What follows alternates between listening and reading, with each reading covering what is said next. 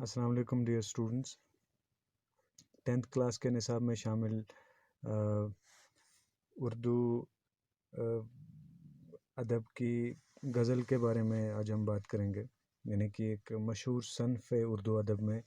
غزل جس کو کہا جاتا ہے، اس کے بارے میں بات کریں گے۔ گو کہ ہم نے اس کے بارے میں آن لائن بھی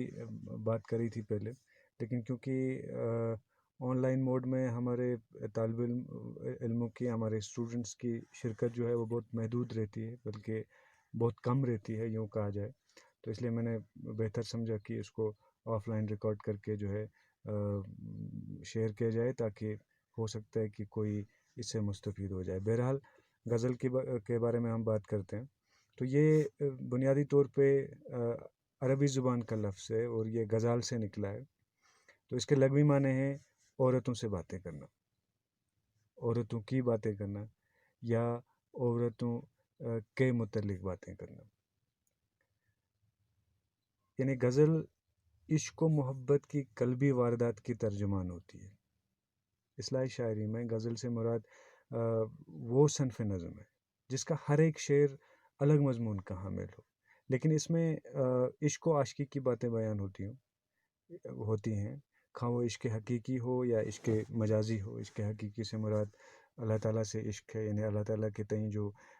ہمارا عشق ہوتا ہے اس کا اظہار بھی غزلوں میں کیا جاتا ہے، اور یہ جو دنیاوی عشق ہوتا ہے، عشق مجازی، اس کے بارے میں بھی اکثر غزلوں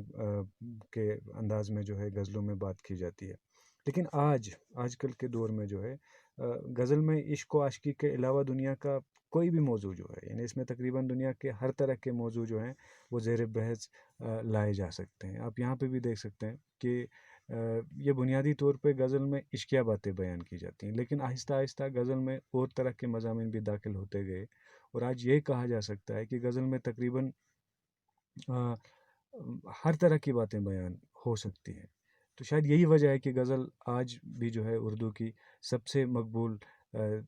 صنف سخن ہے، یعنی سب سے زیادہ مقبول، سب سے زیادہ مشہور یہ صنف سخن ہے اردو کی۔ تو اس کے آغاز کے بارے میں تھوڑی سی معلومات آپ کو دیتا چلوں کہ اس کا آغاز جو ہے وہ فارسی زبان سے ہوتا ہے، لیکن اس سلسلے میں عربی زبان سے بھی اس کے تعلق سے جو ہے وہ انکار نہیں کیا جا سکتا ہے۔ تو غزل کے موضوعات جو ہیں ان میں بڑی وسعت اور رنگا رنگی ہوتی ہے، یعنی کہ غزل اردو میں مقبول ترین صنف سخن ہے، یہ آپ کو پہلے کہا گیا، اور اس کی ایک مخصوص حیت ہوتی ہے، ایک سٹرکچر ہوتا ہے، اس کے ایک اجزائے ترکیبی جو ہوتے ہیں، اس کی شکل جو ہوتی ہے، یعنی شکل کے اعتبار سے جو ہیں اس کے الگ الگ اجزائے ترکیبی ہوتے ہیں، اور اس کے بارے میں ہم تھوڑی دیر میں بات کریں گے۔ فی الحال ہم یہ سمجھنے کی کوشش کریں گے کہ غزل کا پہلا شعر جو ہے وہ مطلع کہلاتا ہے، اس کے دونوں مصرے ہم قافیہ ہوتے ہیں، جیسے کہ ایک شعر ہے، دل سے تیری نگاہ جگر تک اتر گئی، دونوں کو ایک نظر میں رضامند کر گئی۔ اس شعر میں اتر اور کر قافیہ ہیں، اور ردیف گئی ہے، یعنی شعر کے آخر میں جو لفظ استعمال ہوتا ہے، جو ہم آواز ہے، اوپر والے شعر میں بھی گئی ہے، دل سے تیری نگاہ جگر تک اتر گئی، دونوں کو ہر ایک نظر میں رضا مند کر گئی، یعنی گئی اور گئی دونوں اشعار میں جو ہے، دونوں لائنز میں جو ہے استعمال کیا گیا ہے، تو اس کو ہم ردیف کہتے ہیں۔ تو غزل کا آخری شعر جو ہے اس کو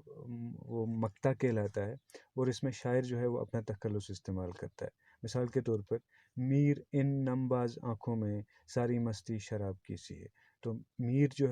میر تقی میر جو ہے انہوں نے اپنا تخلص اس شعر میں استعمال کیا ہے، میر ان نیم باز آنکھوں میں ساری مستی شراب کی سی ہے۔ تو غزل کے پہلے شعر کو مطلع اور آخری شعر کو مقطع کہتے ہیں۔ مطلع کا ردیف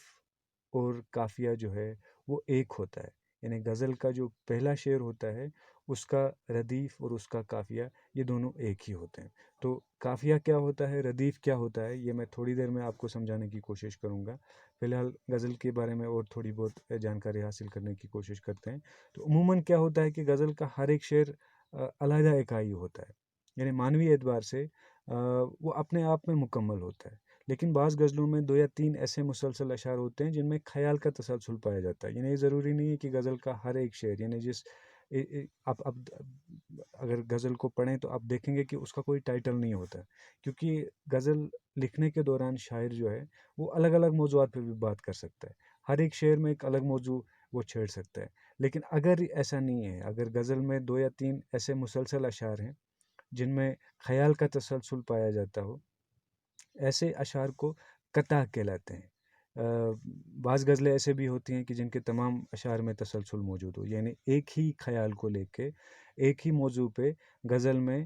پہلے شعر سے لے کے آخری شعر تک بات کی گئی ہو، تو ایسی غزل کو غزل مسلسل یا مسلسل غزل کہا جاتا ہے، جس میں خیال کا تسلسل ہو، جس میں موضوعات کی تبدیلی نہ ہو بیچ بیچ میں۔ تو غزل کے اشعار کی تعداد کا جہاں تک سوال ہے، یہ 3 سے 50 تک متعین ہے، یعنی کہ 3 سے 50 تک اشعار جو ہیں انسان ایک غزل میں لکھ سکتا ہے۔ لیکن عام طور پہ غزلیں جو ہیں ہم نے دیکھی ہیں کہ 7، 9 یا 11 یعنی طاق اشعار میں جو ہیں وہ غزلیں ہوتی ہیں۔ غزل کا بہترین شعر جو ہوتا ہے اس کو ہم بیت الغزل کہتے ہیں۔ مثلاً مجروح سلطان پوری کا شعر مجھے بہت پسند ہے، اس غزل میں سے وہ ساری غزل جو ہے شعر ہے کہ میں اکیلا ہی چلا تھا جانب منزل، مگر لوگ آتے گئے اور کارواں بنتا گیا، یعنی یہ اس غزل کا شعر جو ہے یہ مجھے اچھا لگا، میں اس کو بیت الغزل کہوں گا۔ اب میں آپ کو بتاتا ہوں کہ کچھ اہم شعراء جو غزل گو شعراء ہیں ان کے نام آپ کو بتاتا چلوں کہ حافظ شیرازی صاحب تھے، ولی دکنی، مرزا اسد اللہ خان غالب، میر تقی میر، مومن، حیدر علی آتش، فیض احمد فیض، فراق گورکھپوری، ڈاکٹر سر محمد اقبال، مجروح سلطان پوری وغیرہ، یہ سارے جو ہیں یہ اہم غزل گو شعراء ہیں جن کے بارے میں آپ اچھی اچھی غزلیں جو ہیں وہ پڑھ سکتے ہیں۔ تو پیارے بچوں، غزل کی اردو ادب میں کامیابی اور پسندیدگی کی جو وجہ ہے نا، وہ سب سے بڑی وجہ یہ ہے کہ یہ ہر دور میں، ہر زمانے میں اس نے اہل اردو کے جذبات اور احساسات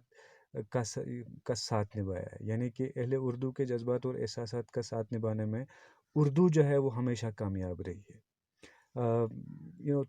اب تیزی سے بدلتے ہوئے حالات کے باوجود بھی اردو شاعر جو ہیں وہ کم و بیش ہر قسم کے تجربات جو ہیں وہ غزل کے روپ میں وہ بیان کرتے رہے ہیں۔ اس کا نتیجہ یہ ہوا کہ اردو ادب کی دوسری اعصاب جو ہیں، مثلاً قصیدہ ہوا، مرثیہ ہوا، مثنوی ہوا، یہ ساری جو ہیں انہوں نے رفتہ رفتہ یہ جو قبول عام کے درجے سے یہ گرتی گئی، یعنی ان کی مقبولیت میں کمی آتی گئی، ان کی شہرت میں جو ہے وہ کمی آتی گئی۔ لیکن اردو کی مقبولیت جو ہے وہ غزل کی مقبولیت جو ہے وہ برقرار رہی۔ اور غزل کے بارے میں یہ بھی کہا جاتا ہے کہ اس کا سب سے بڑا نمائندہ، یعنی جس نے اس کو باقاعدہ رواج دیا، وہ ولی دکنی تھا۔ لیکن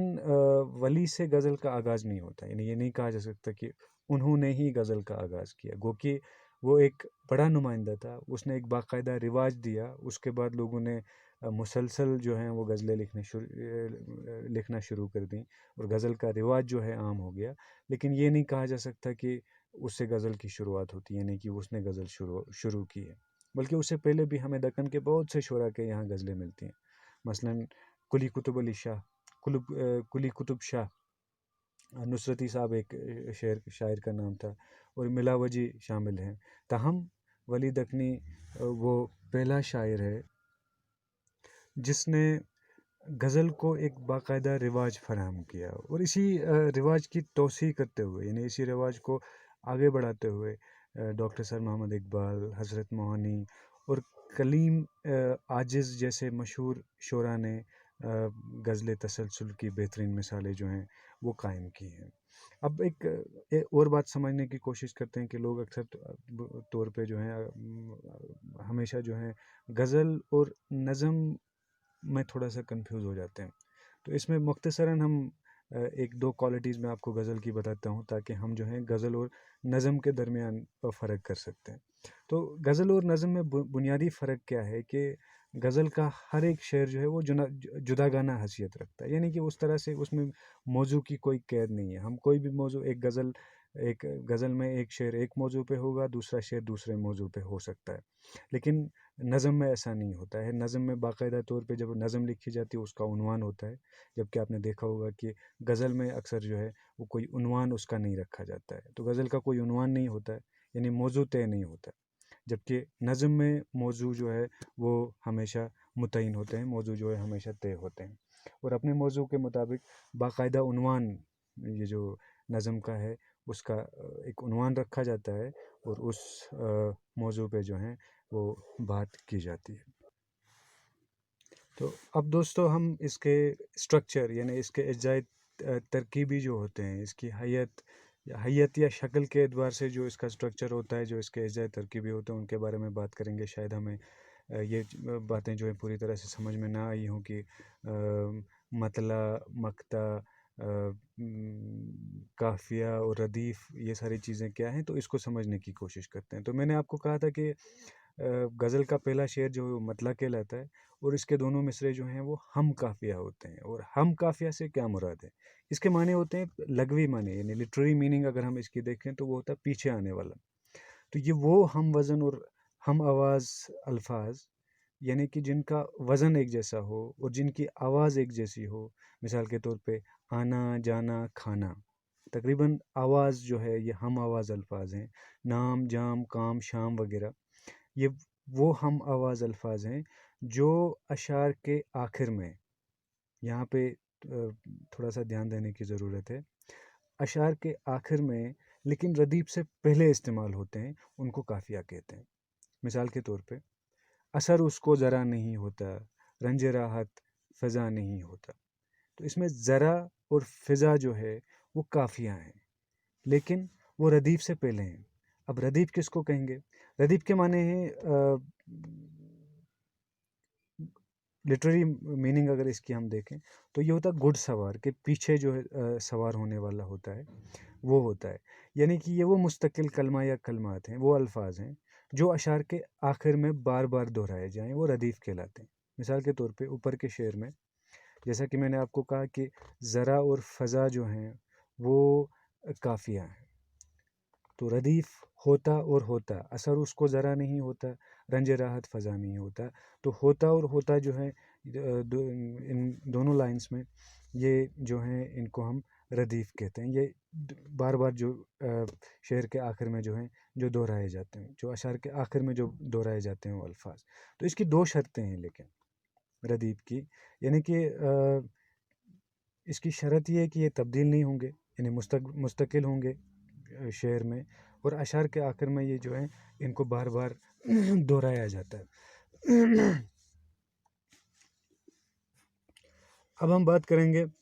غزل کا جو پہلا شعر ہوتا ہے جس کو ہم مطلع کہتے ہیں۔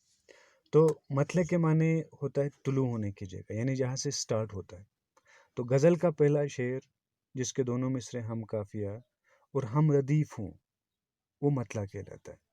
مطلع کے لیے بھی دو ہی شرطیں ہیں، یہ غزل کا پہلا شعر ہوگا، اس کے دونوں مصرے جو ہیں ہم قافیہ بھی اور ہم ردیف بھی ہوں گے۔ اس کے بعد آتے ہیں آخری شعر پہ جس کو ہم مقطع کہتے ہیں۔ مقطع کے معنی ہیں کاٹنا یا قطع کرنا، یعنی ختم کرنا، اینڈ کر دینا۔ تو کسی بھی غزل، کوئی بھی قصیدہ ہو، اس کا جو آخری شعر ہوتا ہے جس میں شاعر اپنا تخلص استعمال کرے اس کو وہ مقطع کہلاتا ہے، یعنی کہ یہ غزل کا آخری شعر ہوتا ہے، یعنی اس کی جو دو شرطیں ہیں وہ دونوں شرطیں یہ ہیں کہ یہ غزل کا آخری شعر ہوتا ہے اور اس میں شاعر جو ہے اپنا تخلص استعمال کرتا ہے۔ تخلص یعنی کہ شاعر کا ایک وہ مختصر نام ہوتا ہے جو وہ شاعری کے سلسلے میں خود ہی اپنا لیتا ہے، یا اس کا وہ فرضی نام یا وہ قلمی نام ہوتا ہے، یہ یا تو وہ خود استعمال کرتا ہے یا پھر کوئی کسی اور کی طرف سے عزت یا تعظیم کے طور پہ اس کو یہ نام جو ہے وہ دیا جاتا ہے، اس کو انگلش میں ہم پین نیم کہتے ہیں۔ تو امید ہے کہ غزل سے متعلق یہ جو عام معلومات ہیں یہ آپ کو سمجھ میں آ گئی ہوں گی۔ تو اس کے بعد جو ہے ہم آپ یہ نوٹ پڑھ کر بھی اس میں مزید معلومات حاصل کر سکتے ہیں۔ تو اس ویڈیو کو یہی پہ ہم